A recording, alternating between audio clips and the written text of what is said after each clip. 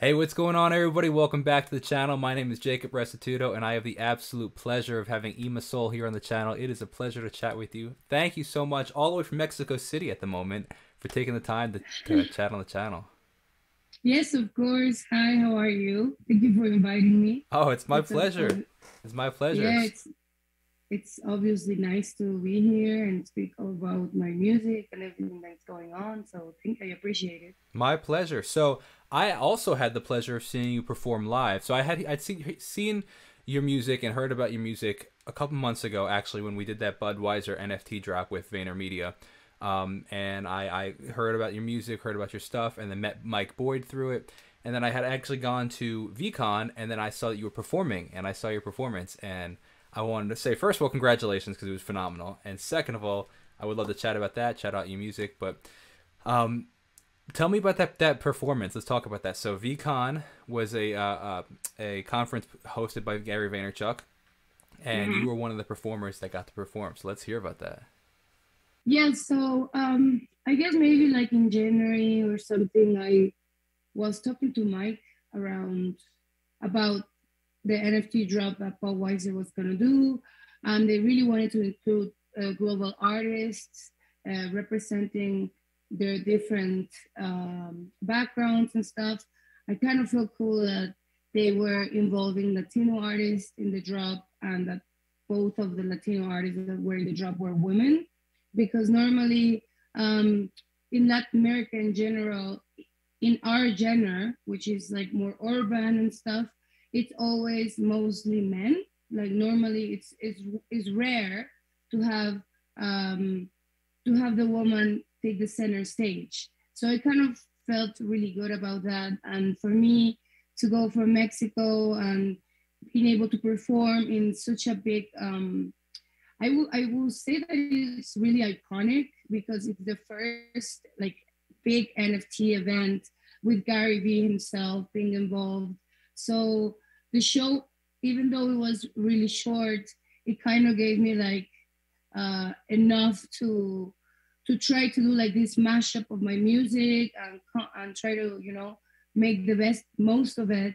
So I invited a really good friend of mine who is a Grammy Award nominee producer to come along, and he accepted. So in general, it was a really good experience. I'm really happy I got able to do that. Yeah, that's phenomenal. That's really interesting. And really interesting point you made about the women in Latin music. Myself, I'm 50% Salvadorian. My mom is from El Salvador. I grew up Mm. listening to Latin music at all the family parties and everything. And looking back, it's something that I never really thought about until you just mentioned it. It's like looking back, I'm like, yeah, you're right. There really are a lot of female singers that we'd hear at the parties, and all the songs, 98% of them, sung by men. And of course, there's a couple here and there, but that's a really interesting, just dynamic that I never really thought about. Yeah, it's not like I feel like like going feminist crazy about it, but I kind of like to talk about it because I am a woman in the music industry, also in an urban gender, and I feel like it's important to mention it because I guess that sometimes we don't think about it. Like if you go to a festival here, like a few years ago, there was this thing about they were counting the festivals in Mexico, like in the whole country, which there's many music festivals, how many percentage of women have this and are invited to these festivals. And I think that all festivals were like 14% or 10%. And it was kind of crazy because it made the festivals think that, okay, we need to include more women in our music festivals, and they're starting to do so. But yeah, the reason why I think they're starting to do so is because people like trying like looking at small things that you think that you don't think them a lot, but they're happening. So Hmm. for me, it was important, and I thought that in on Mike's behalf, that was really cool. Yeah.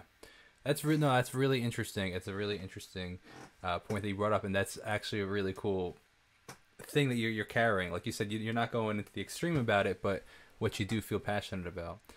So let's talk about your music as well, because it was phenomenal to hear. You did. I want to compliment you because you were, uh, you carried a very elegant but also powerful stage presence when you performed.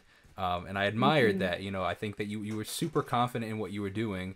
And there was a lot going on at the time. There were definitely people watching, but there was also just a lot in general going on. And I admired the fact that you were still super focused on what you were doing, and that like I think that can throw a lot of musicians. As a musician myself, like I've played some wild gigs, and like it's really easy to get distracted from what you're doing, and then that comes off to the audience where it's like, oh, they're not feeling it, or they feel uncomfortable, or whatever the case is. And I was really impressed with how you carried yourself on stage. Thank you. Um, well, there was this crazy line for Gary selfies that I admire because I think he took selfies for like 14 hours straight or It's something like crazy. this. Like which is pretty amazing since like I don't know, like I just love the guy. Sure. And for me as a musician, I think what threw me off a little was to make a mashup of my music and do it so fast, like because then I feel like when I have like an hour as in a concert, um sometimes it's really hard to connect. Like you can connect maybe around the minute 20 minutes in the show. So for me, it was short, which was a challenge. But I think that it's just like having the opportunity to be there and opening for such crazy artists that I admire so much.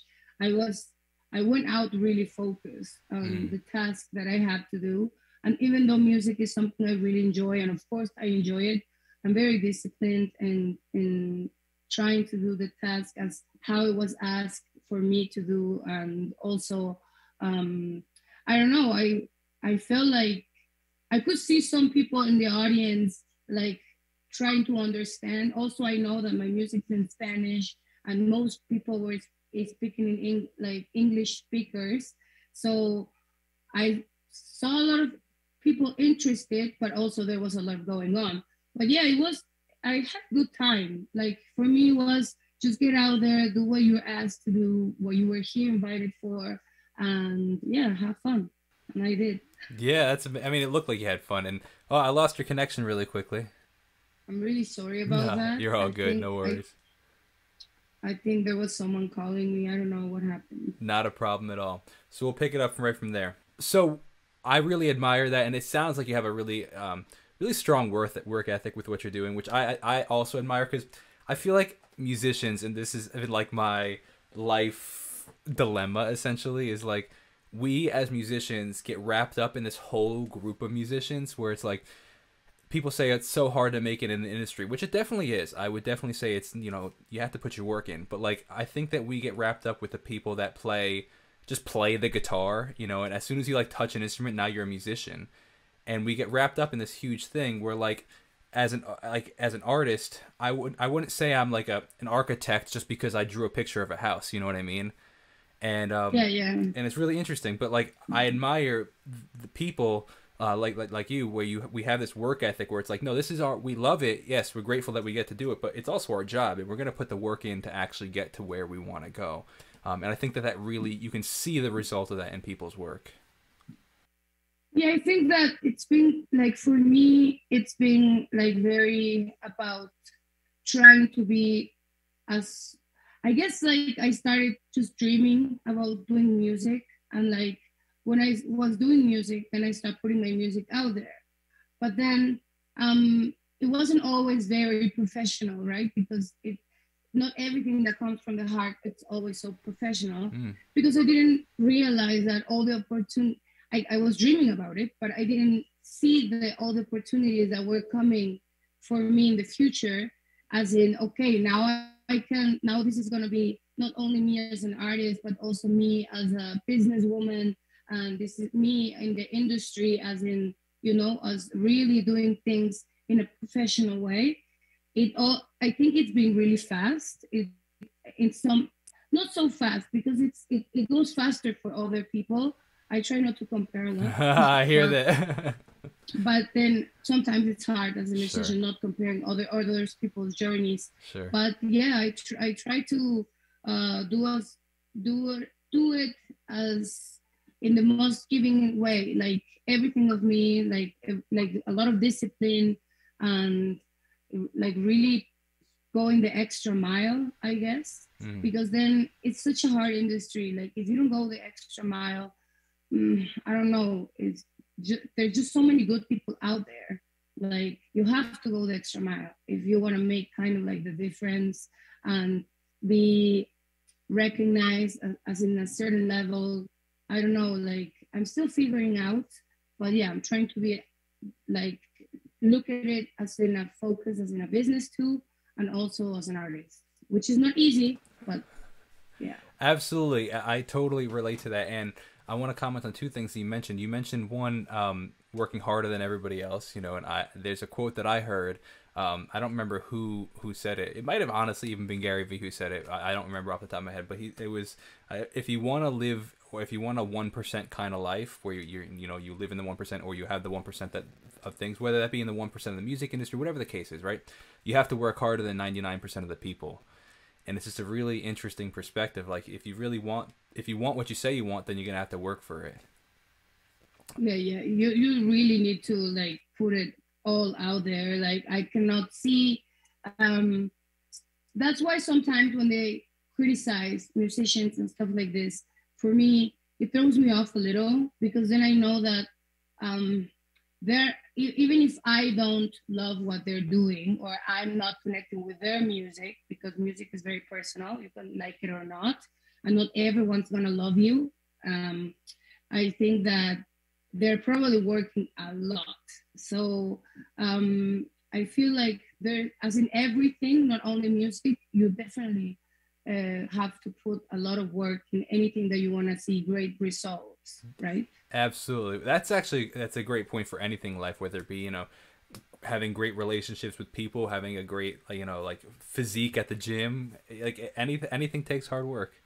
And I also wanted to comment on the Yeah, fact of that course. you mentioned, you know, you kind of almost see it as a business, and I think that that is a super, I think that's a really big difference. I think between artists, where like you really start to get to that next level of artistry, where it's not, I mean, it is still your hobby, quote unquote, but there is this level of professionalism that you take to the table, and you're not showing up late to places. You're not, you know, you take it seriously like you would any other job, right? And you show up Monday through Friday or Monday through Saturday, however many, you know, and you put your work in, and you treat it like a business. You even to some degree, you want to get all technical, but like the way you handle your finances, you know, a business can only stay afloat if you have money to pay for things, right? So it's like all these things, you treat it like a business, and it'll flourish. Yes, and that's a big thing because you know artists. I got signed by Empire maybe 2019. Was it? Yeah, and I don't think they signed a lot of Latino artists. They maybe like I think we're like four or five. Um, there's big names over there, and I feel like a lot of artists these days, when you sign with a label and they give you all this advance and all this money, it's very easy to get carried away and go and spend it on like just like so many things instead of like reinvest that money into your craft. And I feel like mm, that's something that I really want to always do right, because the resources in music are not always there, but sometimes they come along and people trust you, and they're putting their investment on you. And the best thing you can do is to reinvest that money as Mm. an artist, and also not only do it. I'm not doing only music. Like I'm trying to diversify that investment as much as I can, so I can. So when there is not such a good times in music, then I can still be afloat. Um, I just feel like that's very important for artists to take a note on, like to try to not, you know, like definitely you have to see it as a business and be smart on your finances, because even though like the world is just not always gonna have, you know, like all these opportunities for you to make money. You know, we already lived through a pandemic and we didn't have shows for 2 years and stuff. So yeah, like that's something that I'm trying to be as serious as I can. I think that is super good insight, and I highly recommend anybody that's watching this or listening to this after the fact really takes note of that, because first of all, for two reasons. One, it's like you said, it's super important to diversify and have just other opportunities and options going. But two, Also to recognize that I don't think most people recognize that the way that record labels work is the money that you get up front is in advance, and it's a loan essentially. You're paying that back through your music. They're at least 90% of how they're set up as a loan, and then the money they expect to make back will have to cover that loan, and then whatever, however the deal is set up after the fact. But if you don't work to get that, to make money on their investment, then you're in some deep trouble. Yeah, I see it happening a lot. Like, I really like just people seeing like a lot of money in front of them and just get. I understand we're young, most of us. It's hard to like being good with finances, but that's when I say that you gotta try to have the best team you can. Like, not eat the cake all of yourself. Like, if you're eating a cake by yourself, then that's trouble. You need to share that cake with smart people that help you out to like put the things where you have to put them, just because everything is so volatile. It changes all the time. So yeah, I'm definitely grateful. The VCon thing was such a great opportunity for me, and it's been, I think I'm still getting over it. In what sense? What do you mean by that? Because it's such a rush. Like, when you do something like this, and I cried before I went to stage. Like, that day I woke up and I was at the hotel and I was being treated so cool, and I just saw Pharrell Williams at the lobby, and I didn't even recognize him because I didn't thought I was gonna see Pharrell Williams at the lobby. And then I just like kind of sat down waiting for the time that I have to go to the stadium, and I just started crying, because then I said, if you would have told me this maybe 10 years ago, I would have never thought that I was going to go so far in music. It's not that I wasn't visionary. It's just like I thought that there was little chance for me to do so. So I kind of feel good, because to be honest, if I'm very real with you, I am not the best singer. I am not the best composer. I am not the best in so many things, but what I'm really good at is that persistence, and keep going, and just like trying to get involved with the right people, so I get better at those things that I'm maybe not the best at. You took the words out of my mouth, because that is what I've been saying personally. I could relate to what you are saying so unbelievably much. I think that's the key. Consistency is key.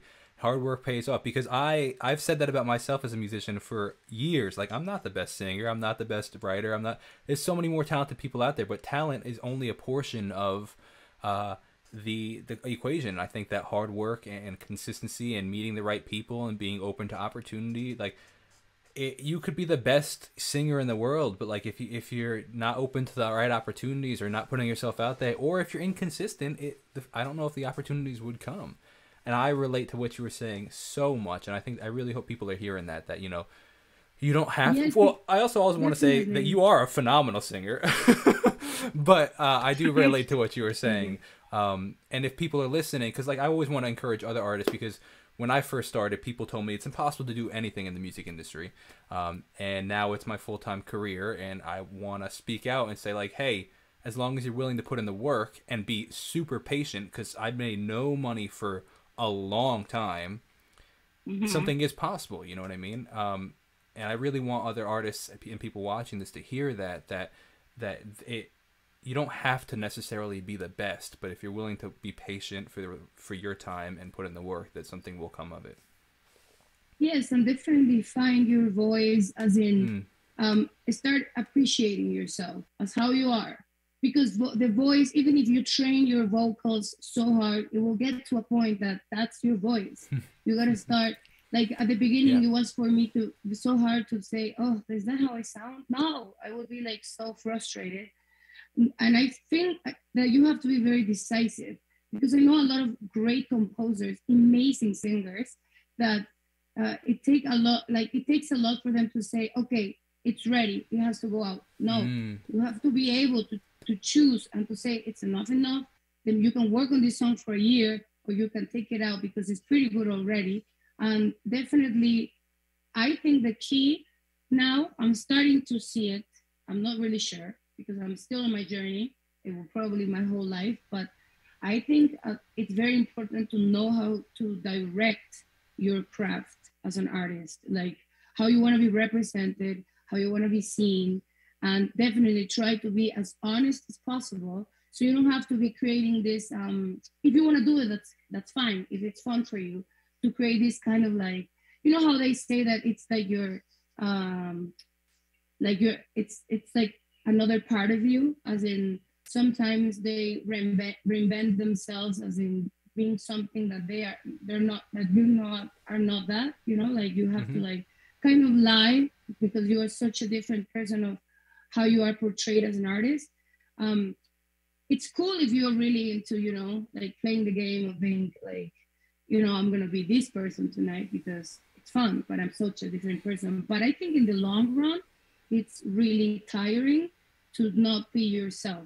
And I feel like me as Immasoul, I'm mostly this person off camera and when I'm home. Yeah. And normal. So this is not so tiring for me because I don't have to be, you know, like, I don't know if I got my point. Absolutely. You can only fake it till you make it for so long. Just be yourself, and then you don't have to worry about putting on the show. You know, you just Exactly. you're showing people who, and then the benefit of that is like if people decide to like you, they're liking you for who you are, and not for what you're portraying, but just for who you are. So I think that's a Yes, phenomenal. and I don't know, like, Oh, I'm sorry. Well, were you gonna add to that? Or no. I think you got like something oh, on the okay, internet. okay, sounds good. I wanted to add to the fact of I think that's a phenomenal point. By the way, I totally agree with that, and I feel like people want authenticity, so they will respond to that.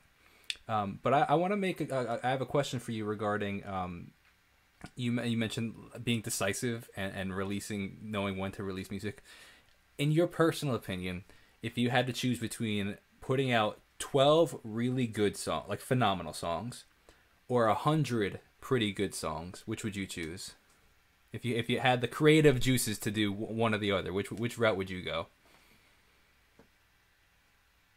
um, Let me I'll rephrase. be honest, okay? Let me rephrase that slightly. Actually, in your personal opinion, Hmm. there are 12 really good songs, or 100, in your personal opinion, pretty decent songs.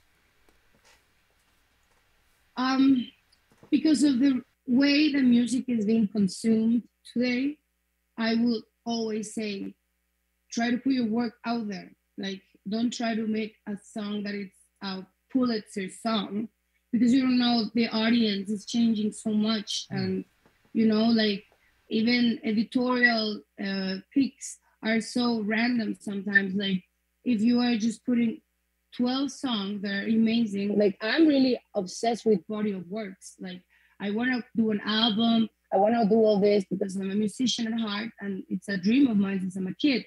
I have just dropped an EP with 7 songs. Like, it's the longest body of work that I have put out there.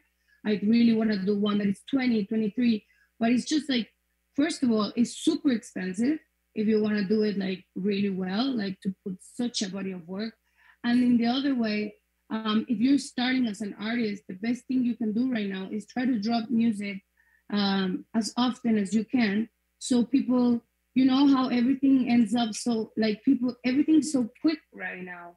Like, I'm really into the, I feel like it's really cool to think, I'm very dreamful, I think, to think that okay, I'm gonna put the 12 songs, so amazing, but then if you're not gonna have music for the rest of the year, mm, that would be a good thing if Rosalia does it, or Nati Peluso, or you know, like I don't know, just like TLC, whoever, Miguel, he can do that because he already has such a career that if he doesn't put 10 albums in a year, it's fine because people are still waiting for him. What's next? But when you're an up and coming artist, I feel like if you go against an industry that it's just being, it has a way, then you're gonna get frustrated because the industry won't change because your dream is, I'm gonna be different, you know. I'm just gonna put out, and I'm not gonna do what music industry is making me do. Like I'm not gonna do TikTok because I'm not into TikTok, and I'm not gonna put music often because just I don't believe in art being consumed in such a way so fast. But if you think it in another way, it's I feel like it's very strategic, and you gotta be strategic right now. Like more if you don't have so much resources. So I think I would choose as an emerging artist to put 100 good songs, and my 12 Pulitzer tracks I will put them later on when I have enough people listening to what I'm doing to make sure that they're gonna be, you know, very well appreciated. You know. Yeah, that's Like, very interesting perspective. I appreciate that for sure. And I completely I subscribe to that mentality 100%. And then you add on to the fact that quality is subjective, and that's why I add that little caveat in the end that like you might think it's an okay song or an amazing song, but the world might think the opposite. You might think, oh, this song's only okay. You put it out there, and people are like, this is the best song I ever heard. You know, quality is subjective. You know, some people might think it's amazing, some people might not, and then you never know until you release it. first of all, I just drop music that I love. Exactly. So like I haven't like the one time that happened to me that I wasn't really sure of a track, but I was really pushed to drop it. I kind of like I was like, well, okay, let's do it. I'll drop this track. It's the only time that has happened to me. It's my most listened track. That's always the case. Why? Why See, is it like that? It's like it's my most listened track. Like it went crazy. I had like Spotify covers. Like wow. it was it. So the thing. So now I feel like I'm not gonna be so judgmental of my music. Yeah. Like I'll try to be a little bit more chill and try to look at it also like a business, as I said before, and be like, if the people that signed me and see 1,000 artists every day are saying, you know what, this is a good track, I'm gonna start listening. Okay, let's do it. Because then you build a bubble of horror in your mind and anxiety because you will always feel like it's not good enough. See, like it's important to listen to the people that believe in you. So you are an active artist. Right now, the world works like that. Unfortunately, for emerging artists, we have to be dropping music constantly. It's hard to keep up, but that's the challenge of the ones that will make it and the ones, as I'm saying it, truly won't, because consistency would be the key and difference of an artist that builds up. The reason why I'm building up and I already have more than 100K monthly listeners in Spotify is because I've been dropping music as much as I can. Obviously, I'm working on an album, yes, but I have to keep working. I won't be like 2 years away writing this album. Like that's very 90s. That doesn't work like that anymore. Oh man, I subscribe to everything you're saying 100%, man. I think the same way, and it's very very interesting to see how the music industry is shifting and how some artists are still stuck in the old way of thinking, and it hurts me to see that because like they're talented, but the world doesn't know who they are because they're saving up money for this perfect album, and it's like cool, but like just put something out. Like you're talented, just put an acoustic song out. Like you don't wait. Like some of my friends, man, like they're like, oh, I'll put out a song. I want to record an album, and it's been 3 years and they haven't done anything because it's not perfect yet or it's not finished yet. They don't have the money, and it's like just put something out, like you know. And if you think about it, like even video clips, like before everyone wanted to do a video clip for each song, and that's like a lot of money. Like you have to be creative. And even me as a signed artist, I have done video with my phone, you know, and Flores there was a song that I sang at VCon that is like, that I put that song out, I think it was like 2 months ago or 3. I put it out in Dolby Atmos, like emerging sound, you know, and I did the video with a phone and we edited it and stuff, really cool. but you know, there's just such many tools right now that Yeah. as artists we can Yeah. use, so we can keep up with consistency. And I feel like the best investment you can do it's in your masters and the people that it's like doing the, I don't know how you say in English before it's masters. The You mixing. know how the mixing and the master, like make sure that it's someone that you trust and it's doing a good job. I will definitely invest always on that for Mm-hmm. me. Yeah, it's really interesting. I mean, it makes a world of a difference. The mixing and mastering aspects of it, 100%. Let's talk a little bit about your creative process. I would love to hear about what. So you're talking about releasing music. You just released music a couple months back, your EP, and talked about the fact that you want to do an album one day. What are you working on in the moment? Like, what does the day to day of Immasoul look like? Well, right now after the EP, I dropped that on November. Then I dropped already 3 songs this year, I love it. and one of it was with Kofi, who is an artist from Toronto, and I think like Drake and all of those guys that have put him in the spotlight because he is with Red Bull Records and he's going like wild big. So it was my first crossover, like English Mm. and Spanish, and I think it was a really good trap song. We did a video that was really cool. Right now, what's next is that I think I'm gonna wait a little bit. I do have music to put out, but since the last song that I dropped was kind of big, then they're waiting a little bit because also you don't have to put music out every month, you know, like my creative, I think I'm working right now on an album, but I'm not sure if they're going to be like, oh yeah, let's do an album. They might as well just say, no, let's drop these songs one each month. You know, like at the end, um, I'm trying to listen as much as I can to my team because I feel like there's a reason why I picked them, and I'm Yeah. trying to. I'm really married into the consistency, waiting way of dropping music. Um, it's kind of hurtful if you think about it deeply because then you say, "Oh my God, like people are they even listening to my music? I just already dropped a new one, and there's such a good song from 2 months ago." But no, not really, because all these songs are being put in playlists, and even you know, like I feel like there's now a way that even music for a long time ago, it's coming back because Yeah. you know, like it like there's such a like Spotify and all this title, they're doing all these um, playlists where you can listen to music that if it really was impactful in a way, it's probably gonna keep or stay for a long time. I agree. So just working on music as much as I can. Yeah. That's for sure. I love that, and I agree. Have you ever heard of the artist Russ, Russ?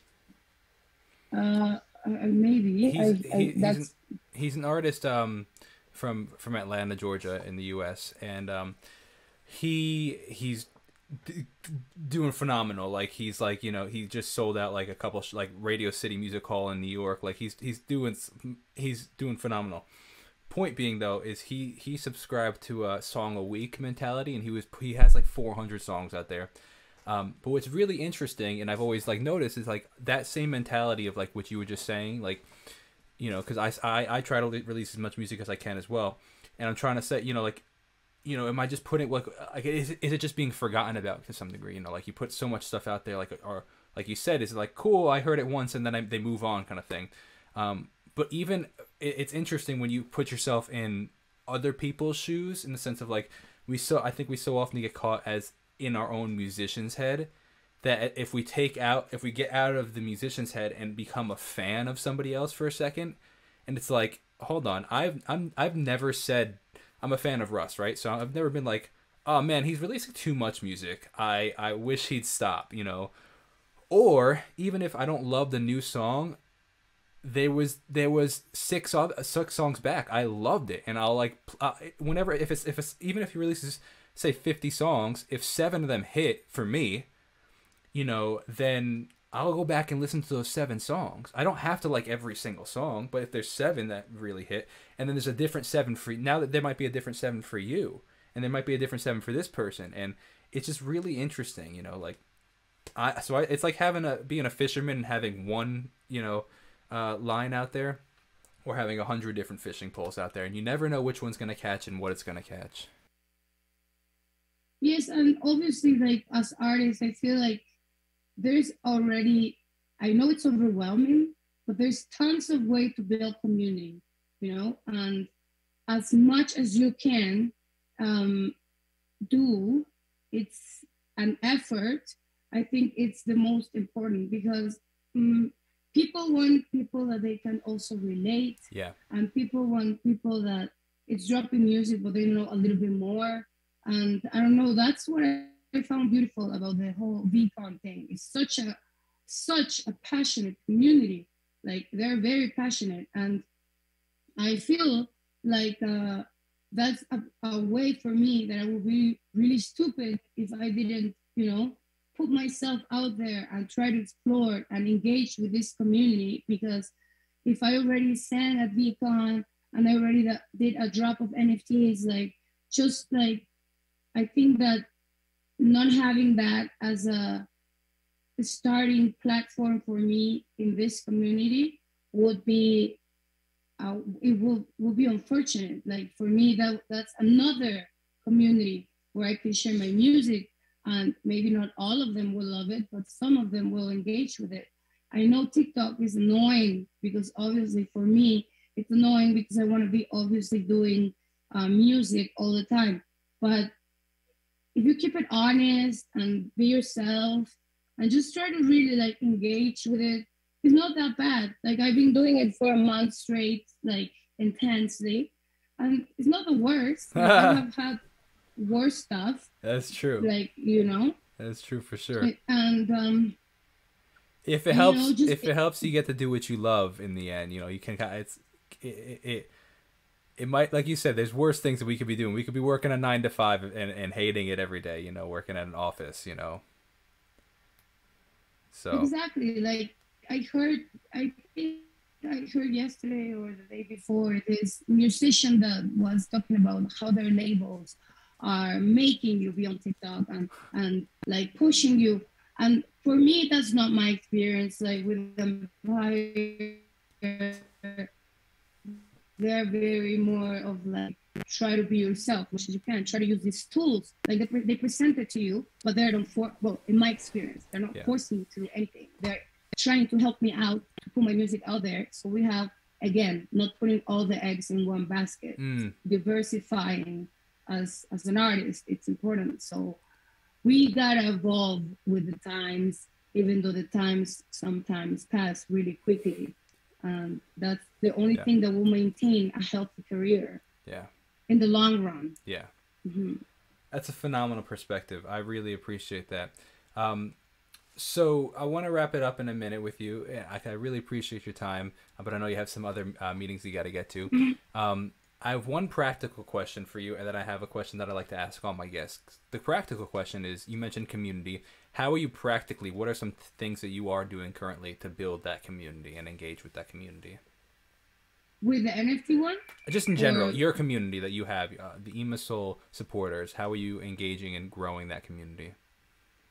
Well, I'm trying to be present and to make sure that I make them a part of my journey and, like inviting them in what I'm doing constantly. I think I can do it better. That's for sure. That's something that I realized at VCon. And as all the artists, I'm going through this process of adapting myself to make sure that this community feels the way that I think that I'm doing things, like I'm trying to make sure that they do feel like I am trying to be present. So I will definitely be working I am starting to work on an amnesty collection, obviously for my holders, the ones that did Paul Weiser. I'm trying to see if I can do maybe like an EP in that way for Web3. Wow. Like just trying to personalize as much the experience for each community. For TikTok, something for Wow, Instagram that's very something, interesting. That's very for interesting. Web3 something, so Wow. that they cannot find anywhere else but only there. That's really So interesting. yeah, That's a good so that's, takeaway. well, I hope it works. So, but that's like what I'm trying to do. Yeah. Yeah, absolutely. I love that. Well, I hope it works for you as well, for sure. Yeah, yeah, hopefully. Well, it looks like it. It looks like it is so far. So, Yes. you know, the perspective I like to keep is like, hey, I made it this far. You know, there's nothing this like. I don't think I'm gonna plateau here. So I made it this far. So the direction we're likely gonna keep going in is up. But the final question I Hopefully, have yeah. for you that I like to ask everybody is, what is one thing that you currently know now in your career that you wish you knew when you first started? But I wish that I knew that when I first started. Yeah. It's consistency. Try to be not so judgmental of me. I'm not so insecure about who I am as an artist. If I'm an artist, it's because obviously I know and I believe that I have the talent and that I have what it takes. But if I doubt myself a lot and not try to understand and be patient, then I have a bad time. Yeah. So I as all artists, I have moments where I doubt myself and stuff. But what I would say is that I wish that I was a little bit more mature in my way of seeing my journey. You know, this is my journey and nobody else's. And try to not compare myself so much. Like, you know, like focus on what I'm doing and try to avoid anything that tries to take me out of that focus. I can only work with good energy people. I can only work with people that makes me work harder and pushes me to do it also in the right way, believe in myself, and also, you know, like be the person that I want to be better. Absolutely. Every time, you know, everything is about an error, but then trying to do it better, you know, like that's what I would say. Trust your intuition. So you make sure that what's out there definitely represents yourself and nobody else, because your mistakes will be yours and when you win would be everyone's win. So make sure that you're doing yourself, you know, representing yourself 100%. That's what I would say. That's phenomenal. Yeah. I think that's super, super insightful. I really appreciate you sharing that. So if you could hang out for 30 more seconds, I just want to say thank you very much personally to you for taking the time to chat. I know that you have a lot going on. You've been traveling a lot, so I appreciate you taking the time. And then I also want to say a very big thank you to every single person that watched or listened to this after the fact. Definitely go check out Immasoul on Instagram and TikTok and all the major streaming platforms. Go check out her music. Best way to support me and my channel is by checking out my own original music. I hope you have a great rest of your day. Thank you so much for watching. God bless and peace out. And I know in my head this isn't how it's meant to be. It's just harder than it seems to let go. I white knuckle every